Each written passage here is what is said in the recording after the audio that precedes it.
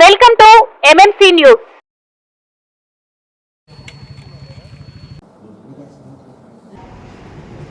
August 7వ తేదీ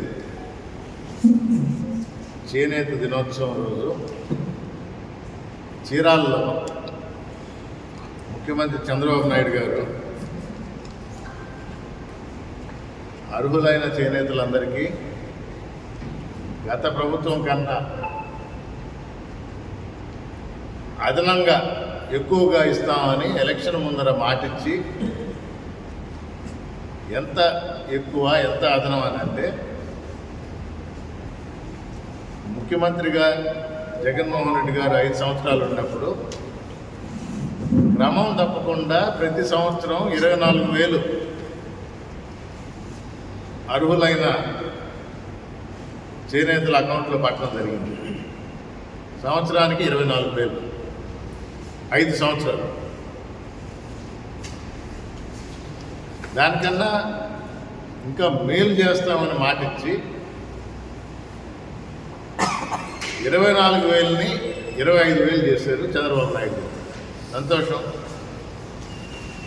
చేనేతల కష్టాలు గుర్తించి ఒక 1,000 రూపాయలు పెంచారు. కానీ వచ్చిన మొదటి సంవత్సరం దాన్ని ఊసేయలేదు. నేతన్న నేస్తాం. రెండవ సంవత్సరం వైఎస్ఆర్ కాంగ్రెస్ పార్టీ గుర్తు చేయడం మొదలుపెట్టింది. అంటే ప్రజల పక్షాన ప్రతిపక్షంలో ఉన్నప్పుడు ప్రజలకి వాగ్దానాలు చేసి మేనిఫెస్టోలో పెట్టి గెలిచిన ఈ కూటమి ప్రభుత్వానికి గుర్తు చేస్తూ గొడవ చేసి ప్రభుత్వానికి తెలిసి వచ్చేలా చేస్తే మూడో సంవత్సరం అంటే 2 సంవత్సరాలు 25,000 50,000 బకాయి ప్రతి నేతన్నకి ఈ కూటమి ప్రభుత్వం బకాయి 50,000 పక్కన పెడతాం. మూడో సంవత్సరం మేము ఇస్తున్నాం అని చెప్పేసి 7వ తేదీ ఆగస్టు 7వ తేదీన చీరాలలో అనౌన్స్ చేశారు. దానికి వారం రోజుల ముందర పెద్ద హంగామా ఇప్పుడులాగే. ఇదివరకు కూడా చెప్పిన మన వెంకటగిరి తీసుకుంటే 2,205 మంది అర్హులు ఉంటే 669 పేర్లు తీసేసారు. 669 మంది పేర్లను తీసేశారు. ఎలా తీశారయ్యా? ఎవరు సర్వే చేశారు? ఏ ఇంటికి వచ్చారు? ఏం చేయాల? తెలుగుదేశం నాయకుల లిస్టు తీసుకొని వీళ్ళు వైఎస్ఆర్ కాంగ్రెస్ పార్టీ మద్దతుదారులు అని పేర్లు కొట్టేశారు. పనిలో పనిగా మనోళ్ళు చేనేత కాకపోయినా గవర్నమెంట్ ఉద్యోగి అయినా టీచర్ అయినా వాళ్ళ పేర్లు కూడా పెట్టారు. సందట్లో సడేమియా మరి నా సంగతి ఏంటి అని ఒక్కొక్క పేరు మీద 2 అకౌంట్లు 3 అకౌంట్లు, పేరు ఒకటే, ఆధార్ ఒకటే, 3 అకౌంట్ నంబర్ పెట్టారు. దీనికి మించిన ఇంకోటి, పేరు మనోడిది, ఆధార్ ఏదో ఒక ఆధార్ నంబర్, అకౌంట్ మళ్ళా మనోడిది. అంటే నువ్వు వెరిఫై కూడా చేయలేవు. ఈ విధంగా దోచుకోవడానికి అన్ని అడ్డదిడ్డ మార్గాలు ఎంచుకున్న ఈ తెలుగుదేశం, ఈ కూటమి ప్రభుత్వం, అంటే ఉన్నది తెలుగుదేశం చేతిలో కాబట్టి వాళ్ళు ఈ విధంగా తగ్గించి ఒక లిస్ట్ ఇచ్చారు. మేము పారదర్శకంగా చేసాము, 1,535 పేర్లు వస్తే దానిలో ఒక 176 మేము సర్వే చేసిన తర్వాత, ఎంక్వైరీ చేసిన తర్వాత 176 మంది ఇన్ఎలిజిబుల్ అయ్యారు. అంటే మిగిలిన వాళ్ళల్లో అంటే 1359 మందిలో ఎలిజిబిలిటీ ఎంట్రీలో ఇంకొందరు తగ్గారు, ఇంకో 48 మంది, ఫైనల్గా 1385. దానిలో మేము చూసాం డబుల్ ఎంట్రీలు వాటి కింద ఒక 79 ఉంటే అది కూడా తీసేశారంటే 1185.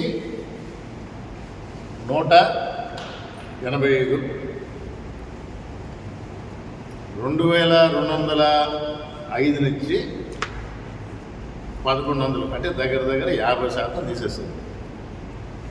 50% పేర్లలో మళ్ళా దీనిలో ఆ స్కామ్లు ఉన్నాయి. 2-3 సార్లు వచ్చిన వాళ్ళు కానీ, ఆధార్ తప్పున్న వాళ్ళు కానీ, మనోడన్న అకౌంట్లో పడ్డవాడు కానీ, గవర్నమెంట్ ఉద్యోగంలో ఉన్నవాడు కానీ, ఇవన్నీ ఉన్నాయి. మా కడుపు పెట్టుకొడతారు. చిన్నప్పటి నుంచి మగ్గం నేస్తూ ఈ ఊర్లోనే ఉండి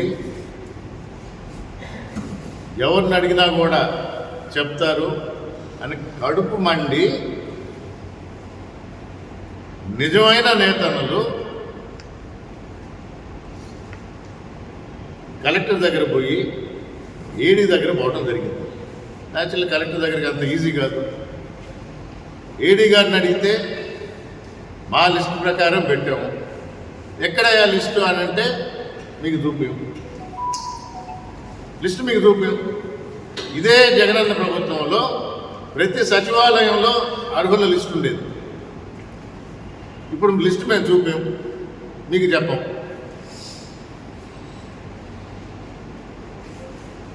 నేను కలెక్టర్ గారితో నేరుగా మాట్లాడి ఆ రోజు ఎంపీ గారు కూడా ఊళ్ళో ఉంటే వారితో పాటు కలెక్టర్ని కలిసి ఈ విషయాలు తెలియజేయడం అయింది. అది ఒక 4 రోజులు టైం పట్టింది. ఈ మధ్యలో కడుపు మండింది కాబట్టి వెంకటగిరి టౌన్లో విషయం తెలియజేయాలా అని కడుపు మండిన ఈ నేతలందరూ స్వచ్ఛమైన వాడు, మగ్గం నేసేవాడు, ప్రభుత్వానికి తెలియజేయడానికి ఒక చిన్న ధర్నాలా కూర్చున్నారు. పోలీసులు రావటం అయింది, గంటలో వెళ్ళిపోమన్నారు. వాళ్ళేం తగ్గు వేసుకునే వాళ్ళు కాదు, లేచి వెళ్ళిపోయారు. వారి మీద కేసు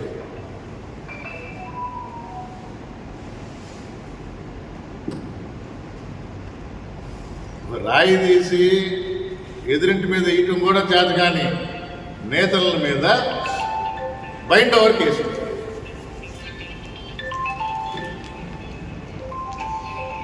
దేనికి?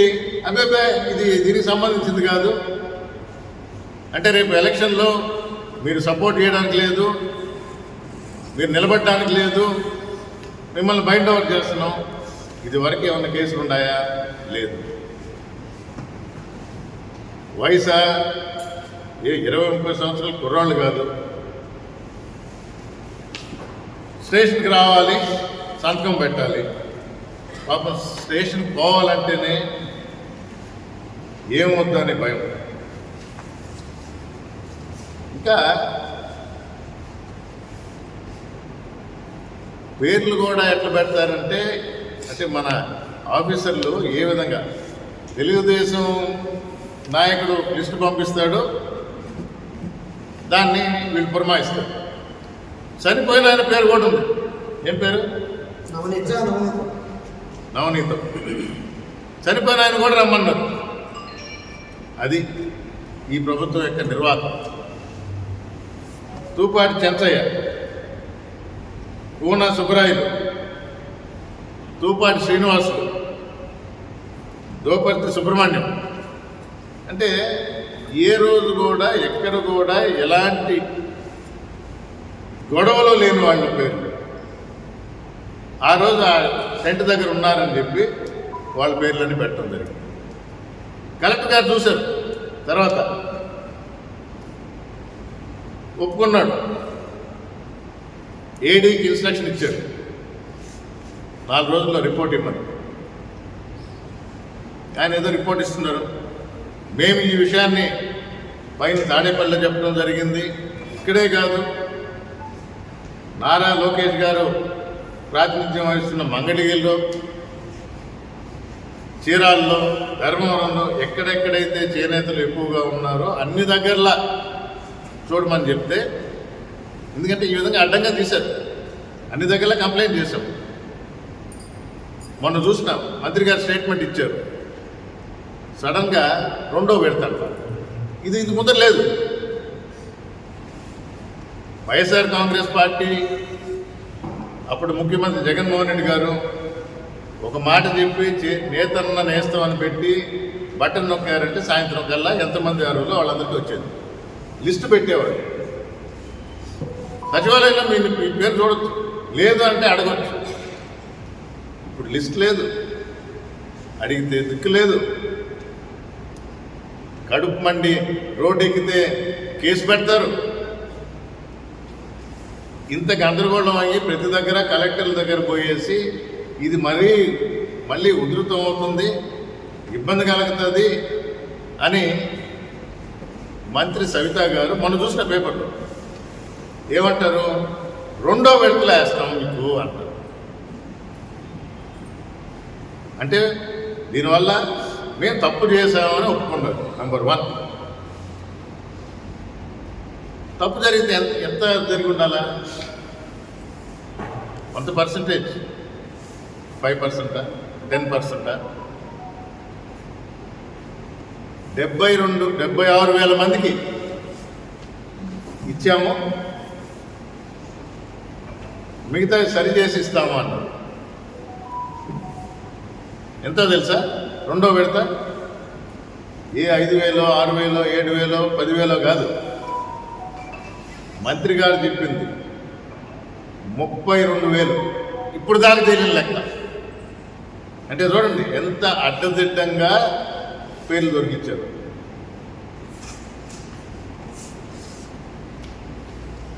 నేతల తరఫున వైఎస్ఆర్ కాంగ్రెస్ పార్టీ పోరాడుతుంది. ఎందుకంటే ఈ ప్రభుత్వం చేసే ఇప్పుడు ఎలాగైతే 2 సంవత్సరాలు 25,000, 50,000 ఎక్కడైతే ఎగ్గొట్టారో ఈ రెండో విడత ఈసారి ఇవ్వాలి. ప్రభుత్వాన్ని నిలదీస్తాం. ఇది మళ్ళా పై సంవత్సరానికి వేయటం కాదు. వారికి రావాల్సిన పథకం ప్రకారం, మీరు చెప్పిన నంబర్ ప్రకారం ఇంకేదన్నా ఉన్నా కూడా సరిచేసి ప్రతి నేతన్నకి వారికి రావాల్సిన పథకం దాని ప్రకారం ఈ సంవత్సరం రావాలని మేము పట్టుబడ్డాం. టైం ఇస్తాం. వారికి రావాల్సింది రాలేదా తప్పకుండా వారి తరఫున రోడ్ ఎక్కుతాం. రాష్ట్రం మొత్తం. ఇది ఈ కూటమి ప్రభుత్వం యొక్క నిర్వాహకం.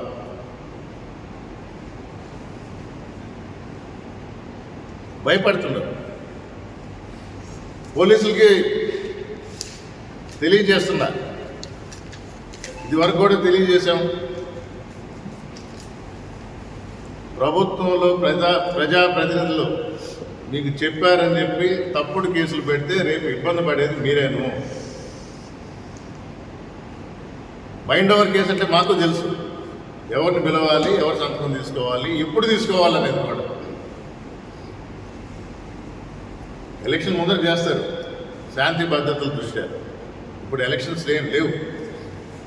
అనౌన్స్మెంట్ చేశారు. షెడ్యూల్ ఇచ్చిన తర్వాత అప్పుడు శాంతి భద్రతల దృష్ట్యా బయట ఓవర్ అన్నట్టు పేర్లు ఉండేవాళ్ళని వచ్చి సంతకం పెట్టించుకుంటారు. ఏమీ తెలియని నేతలను పిలుస్తారు స్టేషన్కి.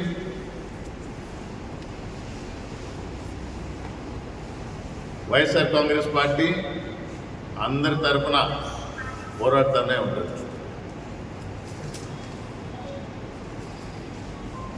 ఇక ఎస్ఐఆర్ అదొక అంటే ఎలక్షన్ కమిషన్ అంటారు.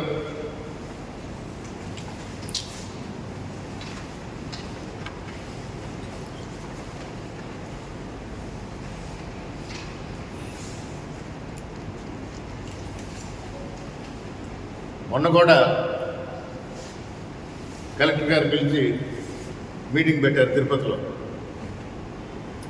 మాకున్న సందేహాలు, మాకు ఇచ్చిన ఇన్ఫర్మేషన్ ప్రకారం అధికారుల దృష్టికి తీసుకువెళ్ళటం జరిగింది. 11,559 మంది ఓటర్లు పర్మనెంట్లీ షిఫ్టెడ్ అని గుర్తించారు. దాని వివరాలను అడిగితే ఇంకా క్లారిటీ రాలా. మండల్ వైజ్ మేము బ్రేకప్ చేసాం. మండల్ వైజ్ బ్రేకప్ చేస్తే కలువాయి, రాపూరు, సైదాపురం ఏదైతే వైఎస్ఆర్ కాంగ్రెస్ పార్టీకి కొంచెం ఎక్కువ పాజిటివ్గా ఉందో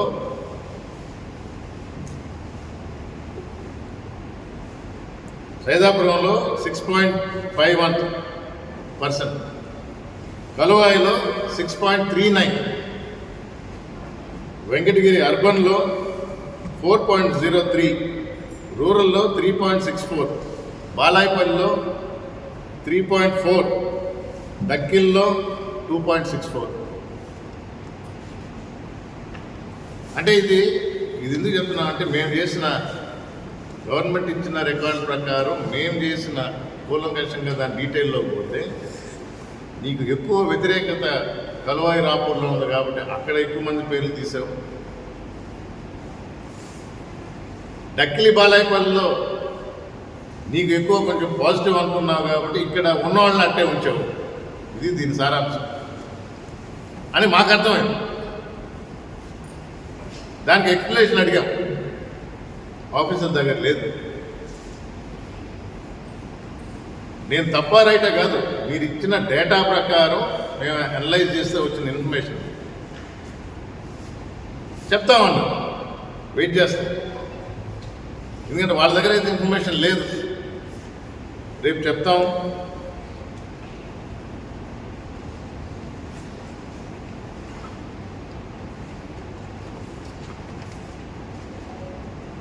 ఎలక్షన్స్ జరుగుతాయి, నోటిఫికేషన్ ఇచ్చాము. ఫస్ట్ మున్సిపల్ ఎలక్షన్స్ అన్నారు.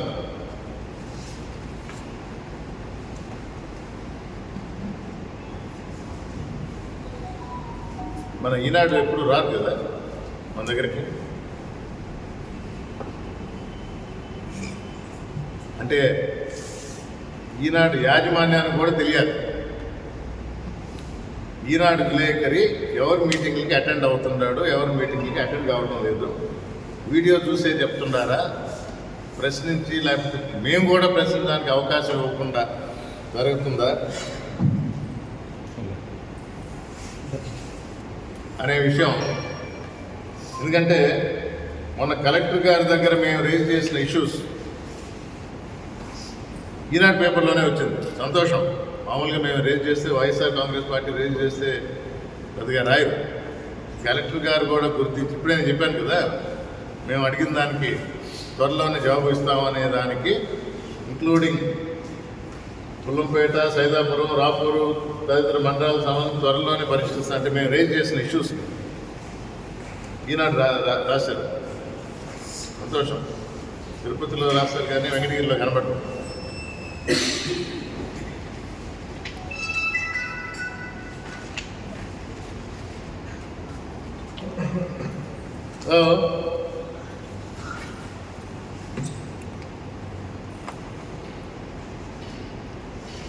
ఎలక్షన్స్ అనౌన్స్ చేశాము. లోకల్ బాడీ తర్వాత మున్సిపల్ ఎలక్షన్స్ ముందర, అందులో చైర్మన్కి డైరెక్ట్ ఎలక్షన్ అని పురపాలక శాఖ మంత్రి నారాయణ గారు అసెంబ్లీలో బిల్ పాస్ అయ్యారని గొప్పగా చెప్పుకున్నారు. సంతోషం. వైఎస్ఆర్ కాంగ్రెస్ పార్టీ తరఫున మమ్మల్ని కోర్టు కూడా వెళ్ళమని చంద్రబాబు నాయుడు గారు చెప్పారు. అంటే మేము ఈ ఎలక్షన్ ఆపినట్టు. కానీ మాకన్నా ముందరే, అంటే 17లో మన ఎలక్షన్ జరిగింది, మనం ఉన్నప్పుడు ఎలక్షన్ జరిగింది 20లో, 20లో ఎలక్షన్ జరిగినప్పుడు జగన్మోహన్ రెడ్డి గారు 34% పెంచారు. బిర్రు ప్రతాప్ రెడ్డి అనే ఒక అతను చంద్రబాబు నాయుడు గారి తరఫున కోర్టుకు వెళ్ళి అది జరగకుండా ఆపారు. కానీ ఎలక్షన్ జరిపాం. రిజర్వేషన్ 34% పోలేదు, కానీ కోర్టు కొట్టేసిందని. కానీ ఎలక్షన్ జరిపాం. ఈసారి మళ్ళీ అదే చంద్రబాబు నాయుడు గారు 34% పెంచాము అంటారు, ఎలక్షన్ అని అనౌన్స్ చేశారు. ఒక ఇండివిజువల్ లాయరు పిల్లేశారు. ఆ కేసు జరుగుతుంది. మొన్న కోర్టులో వచ్చింది. మళ్ళీ నెక్స్ట్ వీక్ ఈ 34% మీద నెక్స్ట్ వీక్ వాయిదా వేశారు. వైఎస్ఆర్ కాంగ్రెస్ పార్టీ కూడా మాకు క్లారిటీ ఇవ్వండి అని కోర్టుకు పోయాం. దేని మీద క్లారిటీ? ఈ ఎస్ఐఆర్లో చనిపోయిన వాళ్ళు గుర్తించారు, డబుల్ ఎంట్రీలు గుర్తించారు, వలస వెళ్ళిన వాళ్ళని గుర్తించారు. మరి వీళ్ళందరూ ఉన్నట్ట లేనట్ట? వీళ్ళని పెట్టి ఎలక్షన్ చేస్తున్నారా, వీళ్ళని తొలగించి ఎలక్షన్ చేస్తున్నారు అనే దాని మీద క్లారిటీగా మాకు తెలియజేయండి అని కోర్టు ద్వారా అడిగాం. అంతేగాని ఎలక్షన్ ఆపమని కానీ ఎలక్షన్ పోస్ట్పోన్ చేయమని కానీ మేము అడగల. చాలా స్పష్టంగా చెప్తున్నాం. ఎందుకంటే ఈ బ్లేమ్ మా మీద వేయాలి. వైఎస్ఆర్ కాంగ్రెస్ పార్టీ నాయకులు, కార్యకర్తలు ఎన్నికలు ఎప్పుడెప్పుడు ఎంత తొందరగా జరిగితే అంత మంచిదని ఊళ్ళోడుతున్నారు. ప్రజల్లో ప్రభుత్వం మీద వ్యతిరేకత కొట్టొచ్చినట్టు కనబడుతుంది. ఎలక్షన్ ఏ రోజున్నా కూడా ఈ ప్రభుత్వానికి తగిన బుద్ధి చెప్తారనే నమ్మకం మాకుంది ఓటు రూపాన. అందుకని మేము రెడీగా ఉన్నాం. మా అధినేత మాకు చెప్పాడు కూడా, ప్రతి దగ్గర క్యాండిడేట్ని పెట్టాలి, పోటీ చేయాలి అని. అంటే ప్రభుత్వం ఇప్పుడు చెప్పామే, నేతల మీద కూడా దమ్ కేసులు ఎలా పెడుతున్నారో బెదిరించడానికి ఆ రోజు కూడా ఇదే చేస్తారు. నామినేషన్ వేయకుండా ప్రలోభాలకు గురి చేస్తూ దొంగ కేసులు పెట్టి ఈ విధంగా తప్పిస్తారు. తగు జాగ్రత్తల్లో ఉండి ఎట్టి పరిస్థితుల్లో మనం పోటీ ఇవ్వాలి, ఎందుకంటే ప్రజలే తుది తీర్పు చెప్తారు అనే ఉద్దేశంతో మాకు స్పష్టమైన ఆదేశాలు ఇవ్వడం జరిగింది. సో మేము వైఎస్ఆర్ కాంగ్రెస్ పార్టీ నాయకులు, పార్టీ కార్యకర్తలు,